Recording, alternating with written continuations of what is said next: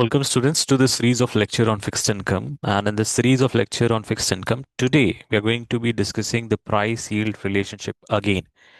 And this is the second session on the price yield relationship or price and market interest rate relationship, price yield relationship. And the focus of today's session is sensitivity. So from the last session, actually, we started the discussion of relationship between bond prices and market interest rate, bond prices and market interest rate. And we'll continue discussing the price yield relationship or price market interest rate relationship for at least the next 3 to 4 session because this is one of the most important concept in fixed income. But today's session is especially important because today we are going to introduce a very critical concept in fixed income, which is duration. Heavily tested in CFA, heavily tested in FRM, and also very commonly asked question in any interview on analytics, financial analytics. However, before you understand this session, my strong recommendation is that you should have watched the previous session on the price yield relationship, because in that session, we established two most important concepts. The first concept that we discussed in that session, the first concept that we discussed in that session is that bond prices and interest rate have an inverse relationship between themselves, which means if interest rate or yield rises, if interest rate or yield rises, the bond price will fall. And if interest rate falls, the bond prices will rise. And this was the first concept, and the second concept that we established was that this relationship is not linear. It is convex. It is convex. Definitely, it is inverse, but it doesn't mean it is linear or a straight line. It is convex. So today, we will build on that understanding. So therefore, it is necessary that you go back and watch the previous session on the price yield relationship. We already know that if interest rate falls, the bond prices will rise. And if interest rate rises, then the bond prices will fall. Interest rate falls, bond prices rises, interest rate rises, bond prices will fall. But the question is by how much? Can we measure the magnitude of this rise and fall? What is the magnitude of this rise and the fall? This rise and this fall, how much? And that magnitude is actually captured through duration. That magnitude is duration. We call it duration. So, in a very simple language, if I have to define the word duration, please do not confuse it with the maturity of the bond. No, it's not maturity of the bond. It is the sensitivity of the bond price, not maturity. It is the sensitivity of the bond price with respect to interest rate. And if I want to define it exactly as per the CFA and FRM curriculum, then duration is on an average. What is the percentage change in the bond price due to 1% change in interest rate? So if interest rate changes by 1%, then on an average, how much is the percentage change in the bond price? So what is the definition of duration of a bond? On an average, percentage change in the bond price, not absolute, percentage change in the bond price due to 1% change in interest rate, which simply mean that we have to calculate the sensitivity of the bond price. We have to calculate the magnitude of the sensitivity of the bond price with respect to interest rate. So for example, you have two bond 1, bond 2, or example 1, example 2. Bond 1 has a duration of 3. Somebody calculated it for you. And bond 2 has a duration of 10. Then how would you interpret it? So if interest rate changes by 1%, then for bond 1, the bond price will change by 3% in opposite direction, approximately or on an average. Or if interest rate rises by 1%, then the bond price will fall by on an average 3% or approximately 3%. Now example 2, if the duration of bond 2 is 10, What does that mean?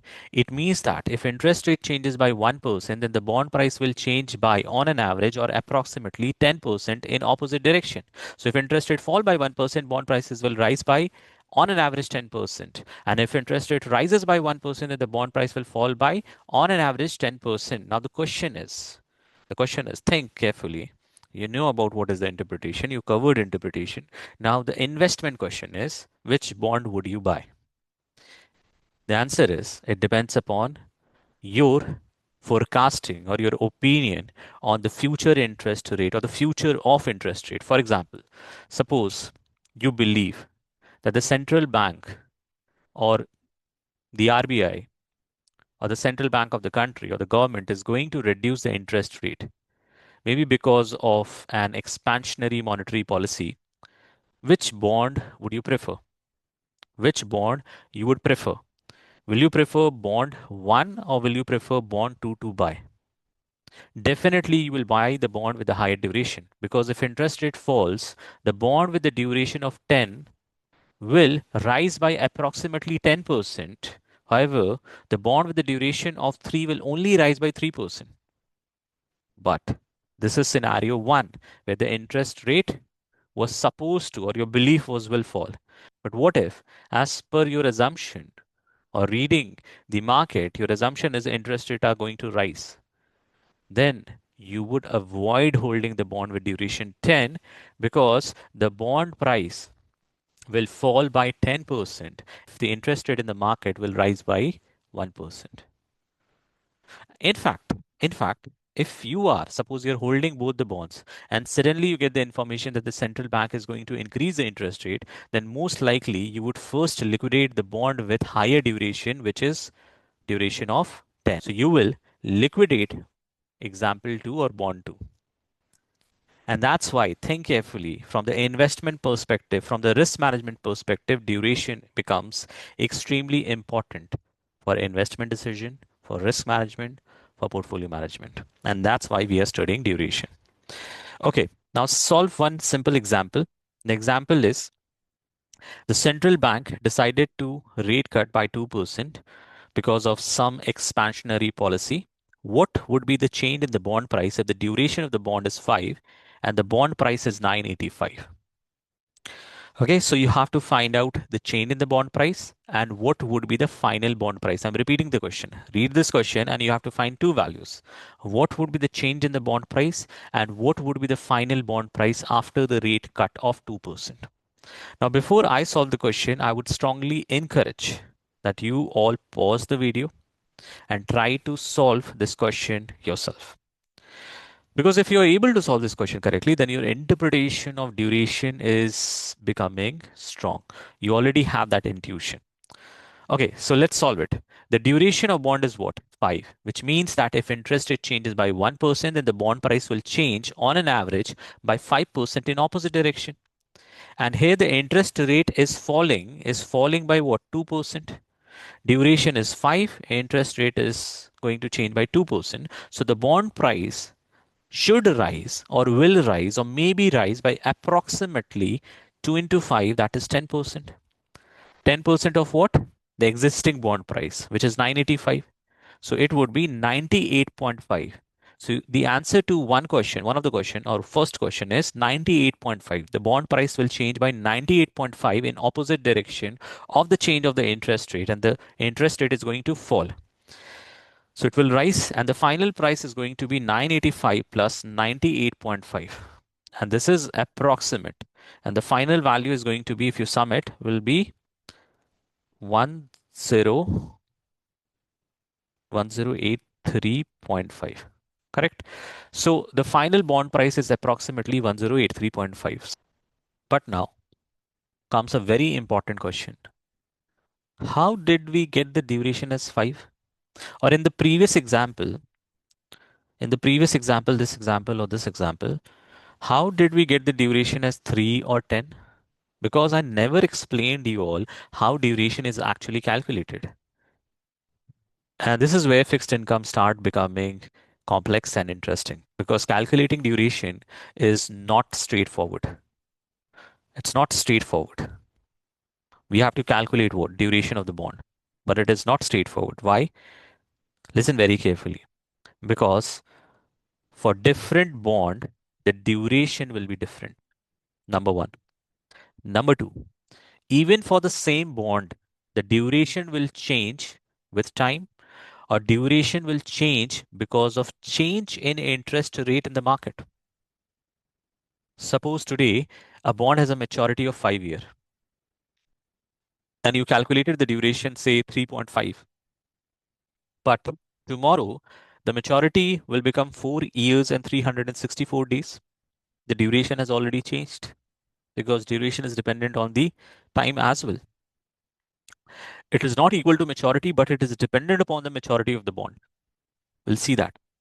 Similarly, if market interest rate changes or market yield changes, the duration will change.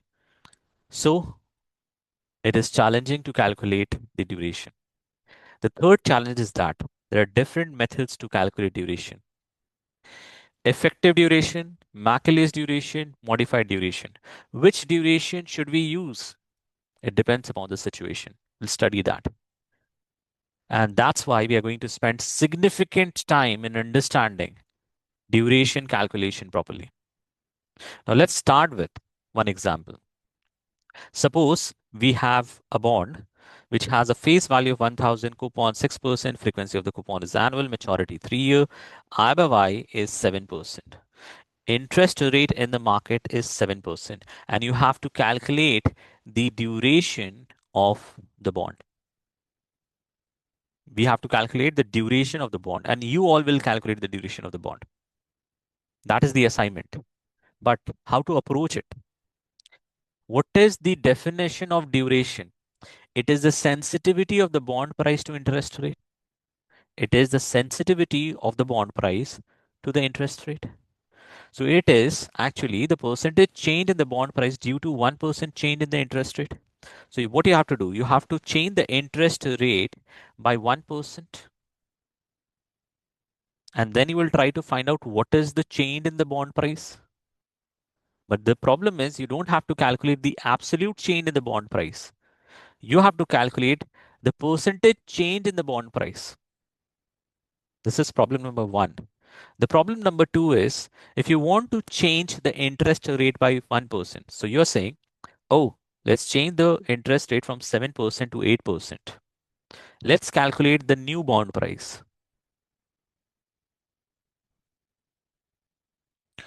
Now, if I say change the interest rate by 1% in the downward direction, then there will be a different bond price. Now, we have proved in the last session the change in this direction and the change in this direction. The change for the increase and the change for the decrease in the interest rate would be different for the bond prices. So, how would you calculate the duration of the bond? We established in the last session that the price yield curve is a convex curve. It's not a straight line. And because it is convex, the rise is greater than fall. Please watch the session. Then how would you calculate the duration? So this is your assignment. Try to solve it for today. And in the next session, I'll solve this question for you and we'll get to the final formula of duration. So what is the next session is about? Next session is about deriving the formula of duration, which is written in a book. We are not going to mug up the formula. We will derive the formula for duration. Okay, with that, I'll pause the session. Thank you. Have a nice day.